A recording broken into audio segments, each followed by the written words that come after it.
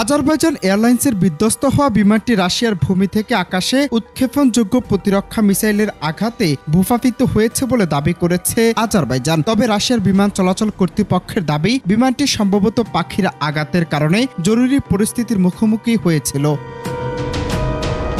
গত বুধবার flight J28243 বিমানটি আজারবাইজান থেকে রাশিয়ার চেচনিয়ার গজনিতে যাচ্ছিল। তবে গজনিতে অবতরণ না করতে দিয়ে বিমানটিকে কাস্পিয়ান সাগর পাড়ি দিয়ে কাজাখস্তানে যেতে বলা হয়। ওই সময় বিমানটি চেচনিয়ার আকাশে ছিল, আর সেখানে রুশ বাহিনী ইউক্রেনের ড্রোন বিধ্বস্ত করার কাজে নিযুক্ত ছিল।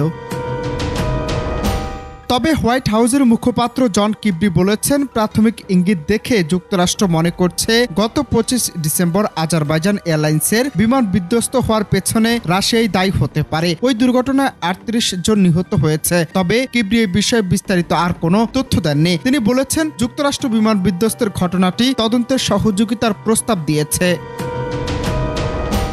বিমানটি রাশিয়ার আকাশ প্রতিরক্ষা ব্যবস্থার গুলির শিকার হয়েছে বলে মনে করা হচ্ছে। বিধ্বস্ত হওয়ার আগে এটি চেচনিয়ার অবতরণের চেষ্টা করছিল। ক্রেমলিন অবশ্য এ বিষয়ে কোনো মন্তব্য করতে রাজি হয়নি। তবে রাশিয়ার বেসামরিক বিমান চলাচল কর্তৃপক্ষ বলছে, ইউক্রেনের ড্রোন হামলার কারণে চেচনিয়ার পরিস্থিতি অত্যন্ত জটিল।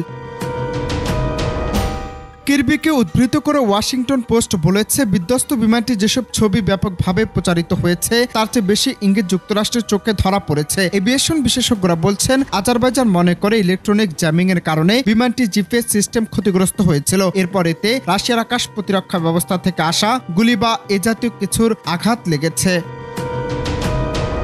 আজারবাইজানের এক কর্মকর্তা বলছেন, বিমানটিতে আঘাত এনেছিল রাশিয়ার পান্তসির এস আকাশ প্রতিরক্ষা মিসাইল। গজনিতে যখন বিমানটি প্রবেশ করে তখন জ্যামারের কারণে এটি যোগাযোগ ব্যবস্থা স্থগিত হয়ে পড়েছিল। তিনি আর বলেছেন, কেউ বলছে না রাশিয়ার এটি ইচ্ছাকৃতভাবে করেছে, কিন্তু তদন্তে যা পাওয়া যাচ্ছে সেটি বিবেচনা করে আমরা প্রত্যাশা করি রাশিয়া বিষয়টি স্বীকার করবে।